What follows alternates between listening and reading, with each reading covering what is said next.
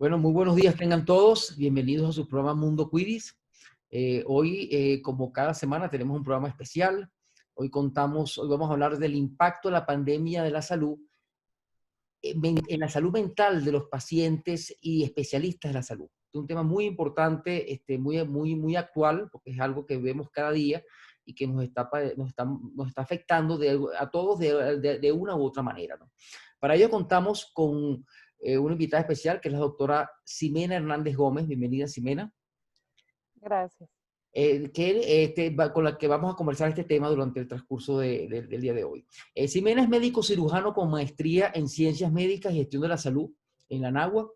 Tiene un diplomado en Gestión de Unidades de Salud en el TEC de Monterrey y una experiencia laboral bastante interesante, amplia. Es cofundadora de Saluta, que es un centro de salud digital, y directora de estrategia. Fundó Novo Estrategia y Happy Clinic Ideas, que nos va a hablar un poquito de qué hacen. Agencia de diseño para la humanización de la atención en México. Es cofundadora de la Comunidad Iberoamericana de Gestión de Salud. Es gerente operativa de áreas quirúrgicas en Medicasur, y profesor titular en las maestrías de gerencia de salud en la Universidad Valle de México. Bueno, apasionada por la transformación de la salud hacia una nueva era, tiene como propósito liderar en América Latina la transformación de los sistemas de salud hacia una visión centrada en las personas, algo muy importante y muy actual, que garantice una atención segura, digna, humana e íntegra. Así que nuevamente, bienvenida, Ximena. Vamos a conversar primero, bueno, como en estas últimas reuniones, tenemos que tocar este tema inmediatamente, que es cómo ves el que está la situación de salud en México, para atenderla aquí con el tema del COVID.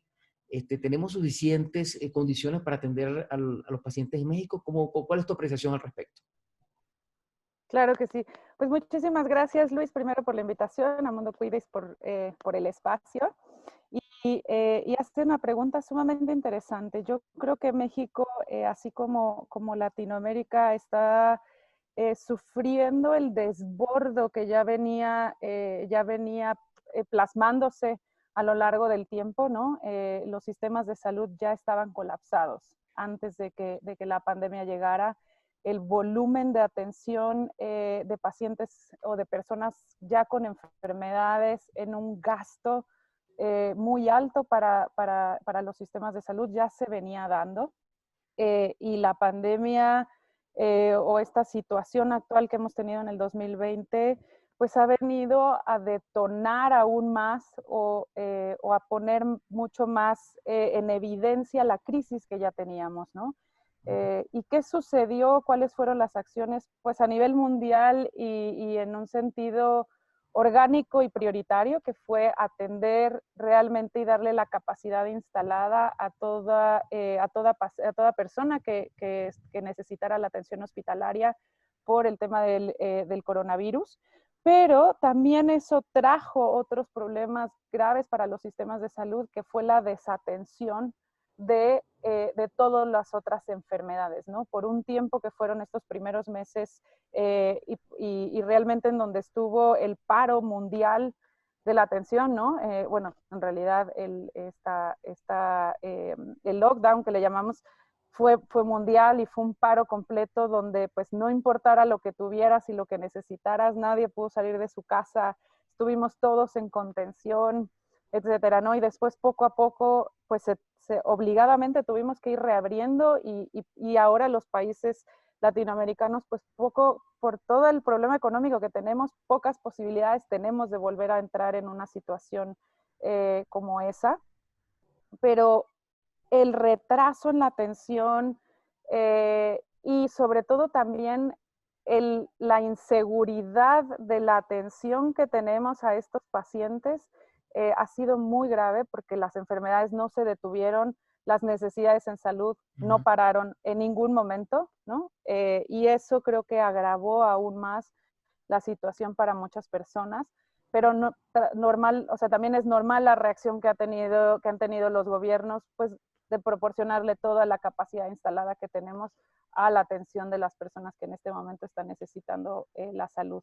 Entonces, creo que es una evidencia muy clara en el cambio que necesitamos hacer ya en los sistemas de salud, ¿no? No podemos seguir trabajándolos de la misma manera y no podemos seguir desatendiendo el bienestar por seguir atendiendo la enfermedad. Creo que eso es un punto muy importante que nos está dejando la pandemia. Sí, sí, no, definitivamente te comparto plenamente tu apreciación, donde todas estas enfermedades se fueron como acumulando. De hecho, hay varios especialistas que hablan de esa acumulación, sobre todo para pacientes crónicos que les ha afectado, y ya entonces los temas de atención, aparte que van a ser más costosos, es más complicado por los volúmenes, ¿no? Eso es bien importante. Ahora, cuéntanos algo, Ximena, ¿y cómo consideras que afecta todo este panorama el tema de la salud mental? Vamos a hablar un poquito de esto, de la salud mental de los médicos en particular. ¿Cómo consideras que esto ha venido afectando? Bueno, aquí es un tema muy importante donde no solo está afectada la salud mental, sino también la física de los profesionales de salud. Y Ujú. entramos en un tema, pues, de suma importancia y que para América Latina aún no ha sido relevante.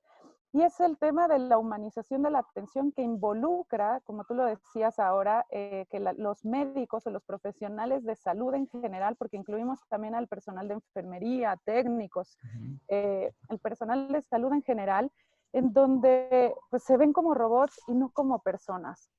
Y eso ha sido un gran tema ahora en la salud, porque la profesión o los profesionales de salud, y muy en específico los médicos, son la profesión con mayor tasa de depresión que tenemos.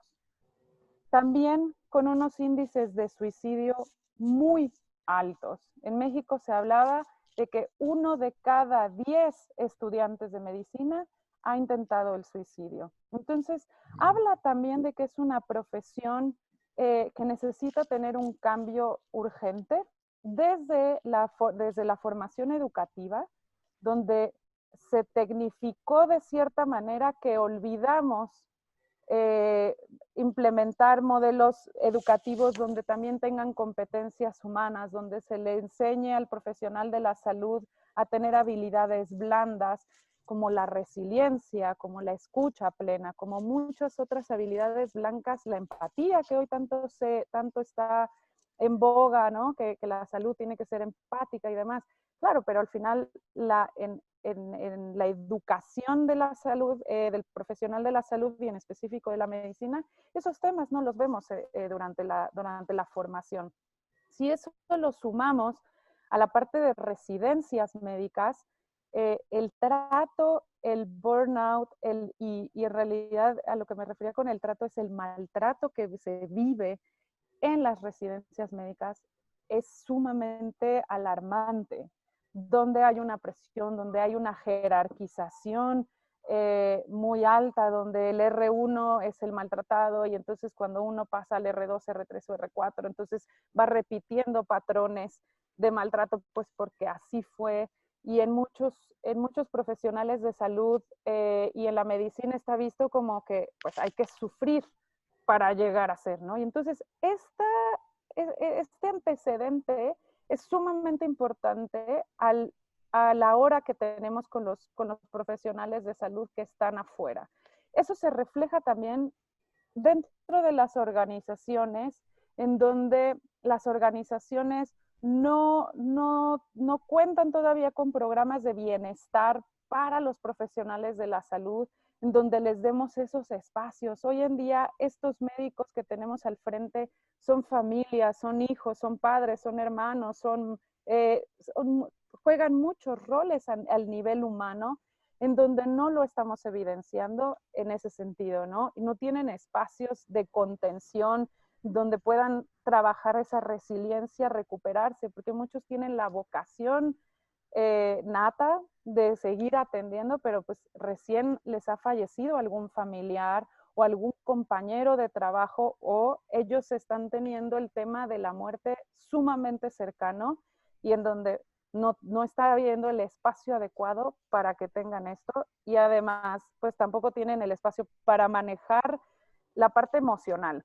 Por otro lado, el espacio de descanso para que puedan recuperarse físicamente, energéticamente, para regresar al campo de acción, ¿no? Al trabajo, porque la demanda de trabajo siempre en la salud ha sido prioritaria y tenemos jornadas sumamente agotadoras con estas guardias, ¿no? Que se han ido corrigiendo, han ido entrando legislaciones, han entrado normas donde ya se protege cada vez más al profesional de la salud en ese sentido.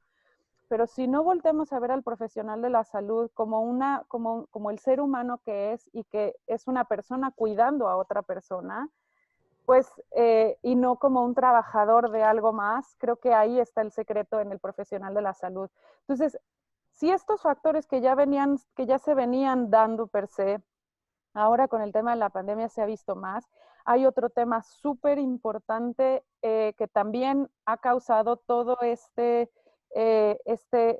índice de mortalidad en el profesional de la salud que pues tiene los factores, ¿no? Tiene estrés, tiene poca calidad de sueño, tiene malos hábitos, pues personales per se por el tiempo de trabajo, ¿no? Por la carga laboral que tienen. Entonces, claramente son blanco también fácil en la población y además también tienen enfermedades comórbidas.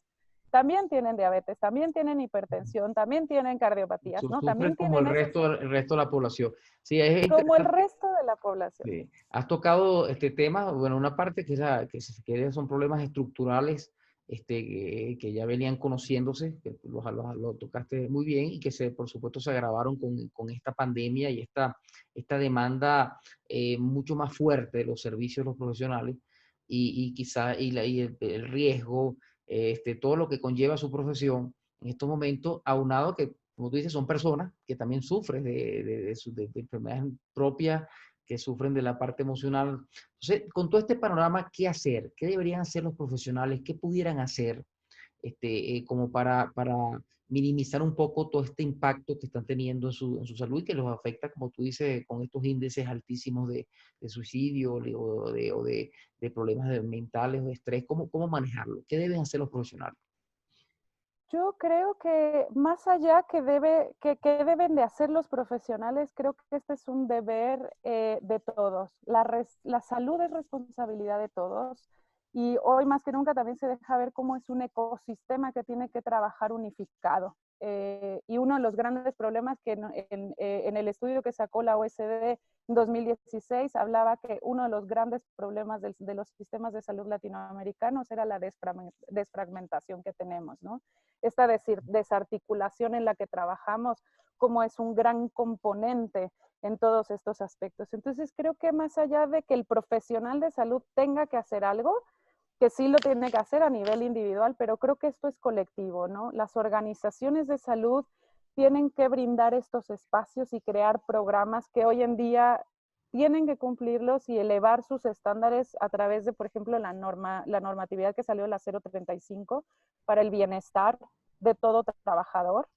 Eh, Tienen que trabajar con programas de seguridad del paciente, que no solo, que ese tema de seguridad del paciente, pues es un tema de seguridad y de calidad que nosotros prestamos en la salud y eso incluye darles las herramientas, el equipo necesario, Claro. ¿no? Las condiciones que necesitan de seguridad para poder desempeñar su trabajo y que en esta pandemia en México se dejó ver muy claro cómo no es. Uno puede ver cómo el profesional de salud tiene que hacerse cargo del equipo de protección, ¿no? Ellos mismos tienen que estar consiguiendo su cubrebocas, la careta, los monos, o sea, cuando esto tiene que ser responsabilidad de La las institución o el organizaciones. organismo donde trabaja. Sí, eso hemos visto muchos videos sobre ese tema que salen en las redes y videos lamentables de los médicos agotados, cansados, dando mensajes de apoyo a la población, pero que claramente se ven como unas personas disminuidas en su calidad, en su forma física y mental, porque unimos esas dos cosas. Entonces, está muy claro el tema. No, obviamente, las organizaciones tienen que tomar medidas y cuanto antes en este sentido. Lo que mencionaste es bien interesante porque la norma, la norma 035 habla de, no es 35, pero habla de cómo velar en cada organización por la salud mental de sus empleados. y fíjate que nunca lo habíamos visto desde el punto de vista de que, bueno, los médicos son parte de una organización y la organización tiene que velar por la salud de ellos, igualito como cualquier otro tipo de empleado de cualquier otro tipo de empresa, ¿no? O otra actividad. Entonces es muy importante este tema.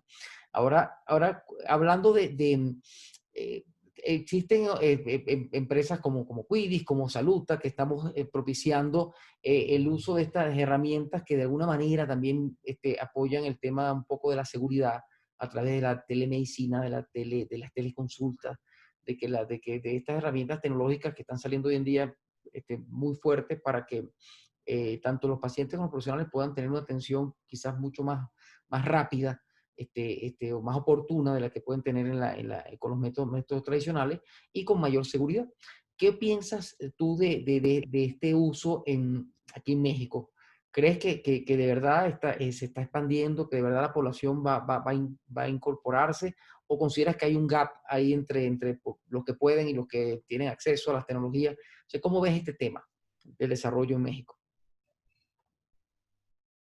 Eh, creo que creo que ya viene acelerándose y creo que va a ser un tema para a nivel mundial que ya no va a ser de si queremos o no. Me parece que llegó para quedarse y así y como toda la tecnología, ¿no? Exponencia todo lo que conlleva, ¿no? Los adelantos los exponencia de una manera importante y creo que así llegó el momento de exponenciar a la telemedicina. La telemedicina en realidad viene trabajándose desde hace 20 años, ¿no? No es algo novedoso del día de hoy, pero creo que no estábamos listos para adquirirla. Eso es una de las grandes oportunidades que hoy la pandemia este 2020 nos ha traído en la medicina, que es esta exponenciación al uso de la tecnología en beneficio de recomponer todos estos procesos que la salud o los sistemas de salud per se no estábamos logrando hacer, ¿no?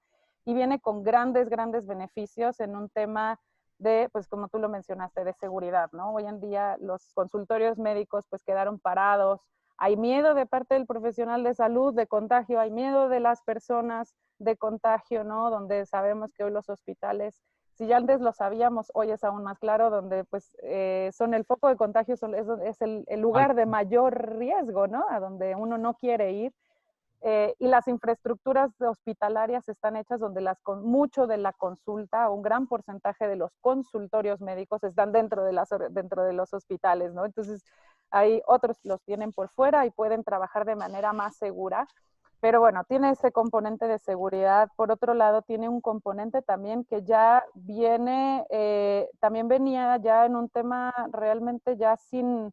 Eh, de un apuro inmediato de acción, ¿no? Es en el tema económico. La salud se estaba encareciendo de una manera insostenible para las economías de la salud, ¿no? Entonces creo que también la digitalización viene a ayudar en ese concepto donde se puede hacer una contención, se puede hacer una reducción del gasto porque ya se mueven diferentes los costos fijos, se mueve diferente el costo de la salud y donde pues ya hay otros, ¿no? Económicamente se mueve distinto, entonces tiene que costar distinto y creo que en ese sentido puede apostar por hacer un trabajo en la reducción del gasto de bolsillo tan importante que en México y Latinoamérica tenemos, ¿no?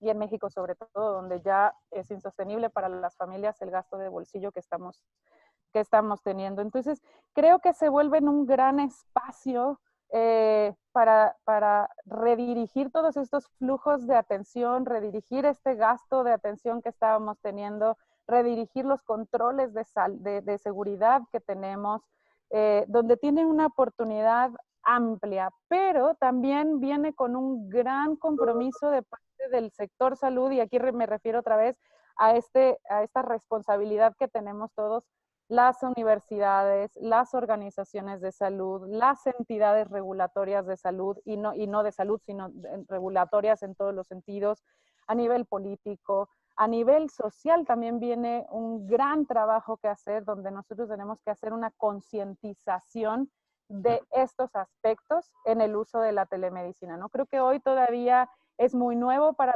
algunas sociedades, todo depende del nivel socioeconómico y de la adopción tecnológica que tengan, ¿no? Los jóvenes o los más jóvenes, donde ya son plenos tecnológicos y tienen confianza en ella, donde hacen las compras, donde no, también el e-commerce tuvo un disparo sumamente importante hoy en día, cuando antes Claro. teníamos desconfianza en si estoy comprando el producto adecuado, donde no me vayan a robar, o no, o sea, no había la suficiente confianza. Hoy esa confianza se depositó porque no nos quedaba de otra, ¿no? En muchas Es que de ocasiones, forma porque obligatoria la gente se fue, no tuvo eh, más remedio, pues. ¿Quieres no hacer tuvimos mercado? más Tienes que hacer remedio. mercado por internet. O sea, Exactamente. Entonces, creo que tiene que ver también en un tema de edad y de género, ¿no?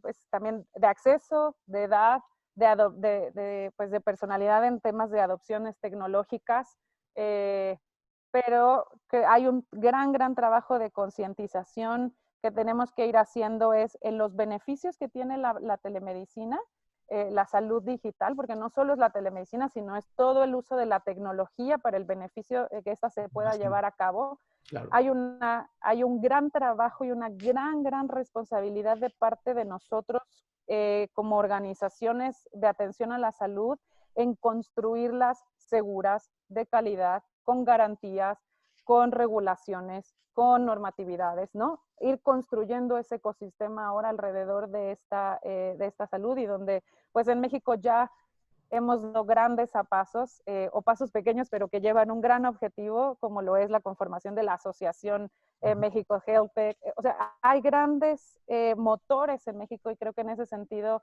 habemos muchas personas queriendo trabajar por este objetivo y la colectividad en ese sentido hace un gran esfuerzo, ¿no? Y hace que todos estos factores caminen pues a una velocidad un poquito más rápida de la que deberíamos. Y también en un sentido de pues mostrarle tanto al profesional de la salud la garantía que debe de tener y cómo la debe de hacer, porque también creo que empieza a haber una mala praxis, tal vez no intencionada, pero que sí hay que rehacerle en la prontitud más posible que se pueda. Y por otro lado, pues en este sentido también educar a la sociedad cómo hacer un uso seguro de la telemedicina, ¿no? No es simplemente hacer una videollamada y ya está, sino tiene un componente más allá, pero que es responsabilidad nuestra educarla. Claro, no, y fíjate que has tocado varios temas importantes, porque en la práctica, la misma necesidad sobre todo cuando hablaste del confinamiento extremo, ocasionó que muchos especialistas, muchos médicos tuvieron que empezar a tratar a sus pacientes a través de las redes, a través de tener comunicación con sus pacientes normales que no lo pueden atender. Entonces empezaron a utilizar herramientas tecnológicas, pero no tan seguras como son las plataformas que hoy en día están saliendo, que te dan seguridad de data, que te dan seguridad, que te dan otro tipo de cosas, ¿no? Entonces, este es todo un proceso, como lo mencionas, donde tienen que participar muchos entes y la sociedad en plena, a través de todas las instituciones, para ir llevándolo de forma segura y de forma que cada vez más se vayan involucrando en este uso, ¿no? Como dice nuestro querido amigo Luis Espinosa, la diferencia entre los médicos del futuro va a estar entre los que usen la tecnología o la inteligencia artificial y los que no la usen. Entonces, obviamente, los que la usen van a tener mucho más posibilidades de atender de forma más oportuna y eficiente a los pacientes que los que no la usan.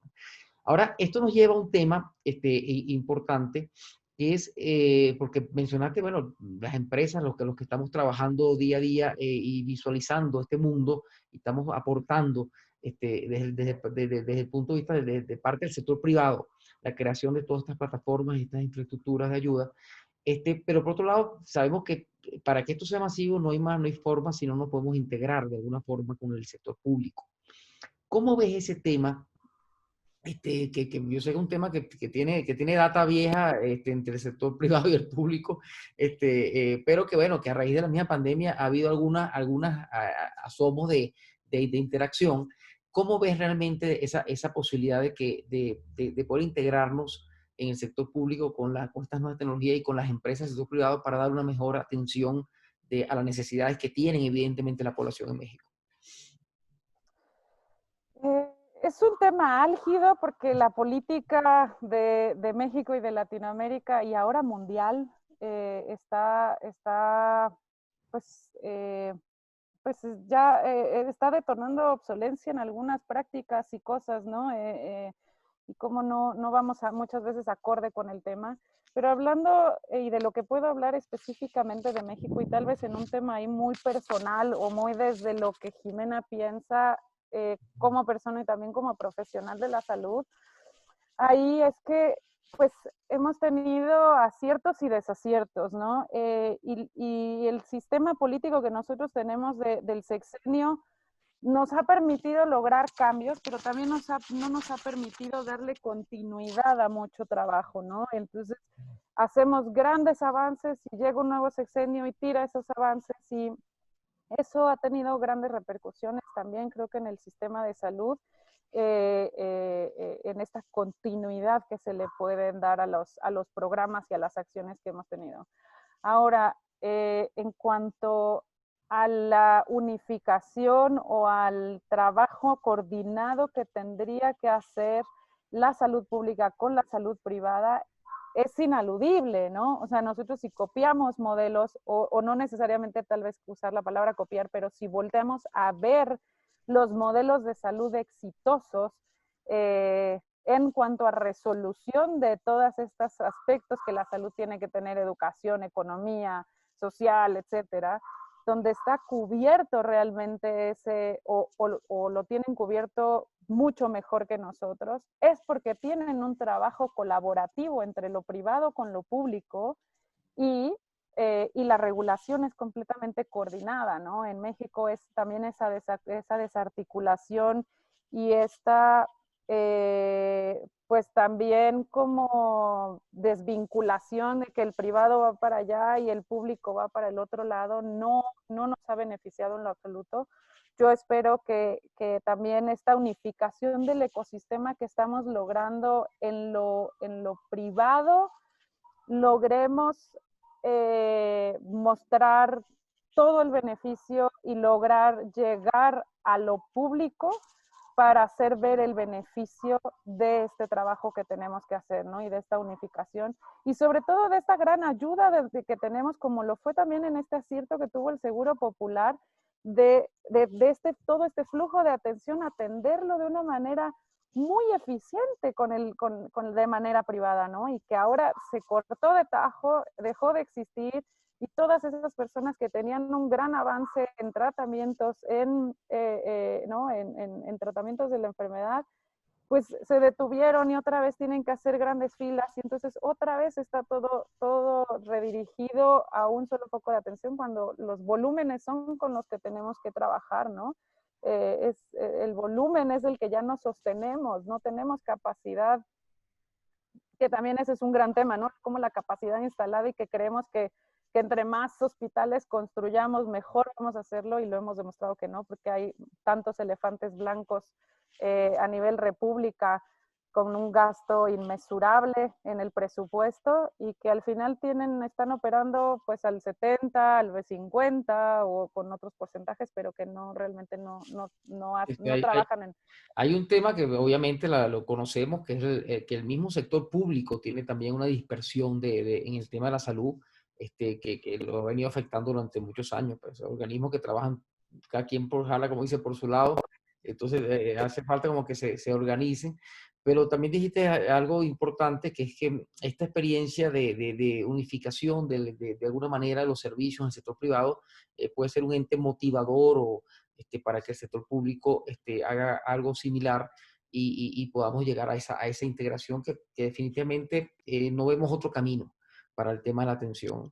Es Eh, virtuosa. sí, sí, y de hecho en esto, recientemente en un evento hablaba un especialista de la salud sobre el tema de que el sector público, por cuestiones de presupuesto, en el próximo semestre va a ser inclusive más complicado que este semestre en cuanto a la atención y la consecución de medicamentos, para los medicamentos costosos para los pacientes y preguntándole bueno, cuál sería qué va a ocurrir. Entonces decía que, bueno, lo que va a ocurrir es que muchos de esos pacientes van a ir pasándose al sector privado por obligación meramente, pero el problema es un tema ya de costo, cómo se cubren esas cosas, ¿no? Entonces tenemos todo un reto por delante en estos temas, ¿no?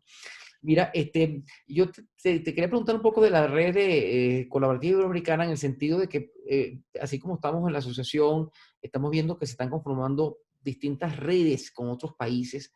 Sabemos que también hoy en día que cada uno está, como dice, ordenándose internamente por la situación del COVID, pero hay una visión, hay una parte de hacia dónde vamos. Entonces, quería que me hablaras un poquito de esa visión. ¿Hacia dónde crees tú que va el tema de una red colaborativa iberoamericana? O sea, hablar un poquito del concepto, más de la realidad actual, sino del concepto hacia dónde va eso. Un poco para conocerlo. Bueno, la red colaborativa iberoamericana nace desde la visión justamente de crear conocimiento colaborativo, de darle voz a todos estos líderes que en Latinoamérica y en Iberoamérica tenemos y que no tienen, realmente no hay acceso, o no es que no haya acceso, sino no hay el foro o no había el espacio para que pudiéramos tener a todas estas personas colaborando con el gran motor de conocimiento que tienen, con la gran vasta experiencia que tienen de trabajo y de cómo hacer cosas exitosas en sus organizaciones, crear modelos y que otras organizaciones pudieran tener ese recurso para poder realmente bajar y aterrizar proyectos de mejora continua de la calidad que pudieran avanzar o en este motor de decir, poner el granito de arena para mejorar un poco la salud o los sistemas de salud en los países en los que vivimos, ¿no? Ese fue el motor con el que se creó. Uh-huh. Y bueno, pues también tiene el objetivo de crear como un espacio de think tank, ¿no? De poder consensar, hablar, contar historias y poder realmente crear modelos colaborativos con los cuales se pudieran dispersar entre la comunidad y se pudieran crear recursos accesibles, didácticos de una manera distinta, ¿no? Y que pudiéramos tener también material latinoamericano o iberoamericano que pudiéramos realmente plasmar en nuestras organizaciones, ¿no? Hay grandes profesionales de salud en toda Iberoamérica donde pues realmente han creado unos proyectos maravillosos en sus organizaciones y esos proyectos pues queríamos tener un espacio en donde pudieran bajarse, donde pudieran plasmarse de alguna manera y ser Promoverte. expuestos a la comunidad Claro. para apostar a este conocimiento colaborativo, ¿no? Y cómo al final, pues en equipo todos trabajamos mejor y podemos tener muchas mejores ideas de cómo ir resolviendo todos estos problemas. Y más allá que resolver problemas, es cómo buscar soluciones desde otra perspectiva, ¿no? También ese es un gran interés de la comunidad. No, definitivamente es la fortaleza de una red colaborativa, tiene muchos aspectos que destacar, ¿no? Mira, bueno, ya para finalizar, porque se nos está acabando el tiempo, pues quería retomar un poco ese tema, porque sé que has estado trabajando en algunos programas dirigidos a los médicos, en el tema de la salud mental, con distintas organizaciones. Quería que nos hablaran un poquito de eso, sobre todo planteándolo desde el punto de vista que pudieran las empresas pensar que pueden hacer para poder ayudar en ese tema de la salud mental. O sea, hablarnos de la parte médica y también de lo que pueden hacer las empresas concretamente en este tema para poder ayudar a la salud física y mental, porque están unidas las dos cosas, ¿no? Pero primero hablamos de la parte de los médicos del programa y después termínanos hablando un poco de qué recomendarías a las empresas. Con todo gusto. Pues Saluta es un centro de salud digital, donde ahora sí lo manifiesto como tal. Es un centro de salud digital donde queremos trabajar de manera integrada la salud, integrar la parte física y emocional, ya darle ese componente donde no lo tengamos más disperso, ¿no? Y en ese sentido, Saluta tiene dos pilares, ¿no? Uno es la atención a través de la telemedicina para brindar ese acceso a la salud que tanto buscamos ¿no? con la universalidad de la salud en este sentido, y creo que ahí estamos apostando por lograr un objetivo que es el acceso a la salud. Pero también por otro lado, tenemos otro pilar que es la parte de formación. Estamos trabajando arduamente en un programa de formación para médicos generales, médicos de primer contacto, en la formación de salud mental, para que tengan herramientas de diagnóstico y de tratamiento para poder abordar a la población. Y esto surge porque las estadísticas hablan de que un paciente o una persona tiene que buscar o busca 5 médicos antes de llegar al trabajo de salud mental que tiene que hacer. Va buscando al gastroenterólogo, ¿no? Al internista, al dermatólogo, etcétera, ¿no? Pensando que el padecimiento tiene esos componentes y al final, después de 5 consultas donde ya hubo un gasto, donde hay tiempo, donde hay muchos componentes, ¿no? Llega a la atención adecuada. Y además se habla que me parece que si no estoy correcta, es por lo menos el 70% de la población que ha visitado un médico general no ha logrado ver que el problema que tiene no es físico, sino realmente la causa ha sido la parte emocional, ¿no? Claro, Un claro. porcentaje muy alto de muchos padecimientos gastrointestinales, como esto, lo inflamatorio, gastritis, colitis, el estrés es una causante sumamente importante. Entonces, una de las estrategias a nivel mundial y sobre todo también en Latinoamérica que se están haciendo para solucionar los problemas que tenemos a nivel del sistema de salud es retomar la parte de la atención primaria, ¿no? De la salud comunitaria, para poder contener ahí a las personas con lo que puede ser, y realmente de ahí derivar a los especialistas ya la atención más especializada, como lo dijo, ¿no? Y en México, sobre todo, este trabajo se fue perdiendo con el paso del tiempo y las personas acuden inmediatamente al especialista y desvalorizamos un poco la atención primaria. Entonces, en ese sentido, Saluta tiene ese gran convencimiento de formar a los médicos generales para que tengan mucho más herramientas, también decidan quedarse y desmitificar esta versión de que el médico general pues no tiene el valor social como lo tiene la especialización. Y creo que eso también está dentro de los tabúes o de los mitos que están en la parte profesional, ¿no? Esta presión al momento de presentar el examen nacional de residencias, donde hay que hacerlo, porque si no, no hay otro camino más que la especialidad. Yo creo que eso también hay que derribarlo, hay que ofrecerles a los profesionales de salud muchos otros caminos que la salud tiene y que necesita.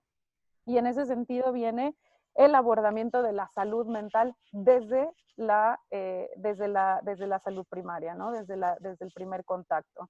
Entonces, ahí es en donde estamos trabajando y que la segunda pregunta que me haces o el segundo abordamiento de, pues, ¿qué les recomendamos a las organizaciones? Creo que es momento de trabajar coordinadamente la salud, la física con la emocional e intercalarla y trabajarla en conjunto, ¿no? Ya no es solo la parte física y la contención a través de una medicina laboral que vaya exclusivamente a lo físico. Creo que aquí viene un trabajo de componente del trabajo emocional que se puede hacer dentro de las organizaciones con el escrutinio físico que necesitamos para trabajar para el bienestar, para guiar realmente a las personas y ahora sí ir haciendo estrategias y pasos firmes hacia la prevención, ¿no? No es un camino que lo vamos a lograr en el corto plazo porque hay mucho trabajo, hay mucho antecedente detrás que hay que ir procesando, pero al final creo que es momento de ir trabajando por el bienestar de la población, por crear sociedades más sanas, más contentas, más felices y con menos miedo también a la enfermedad, que eso también lo ha detonado mucho esta pandemia, ¿no? Sí, Tenemos mucho miedo a la enfermedad. muchísimo. Entonces, esas son las recomendaciones más amplias que yo les daría y en lo más general, ¿no? No, no, perfecto. No, realmente, Ximena, muchísimas gracias. Tocaste unos aspectos muy importantes.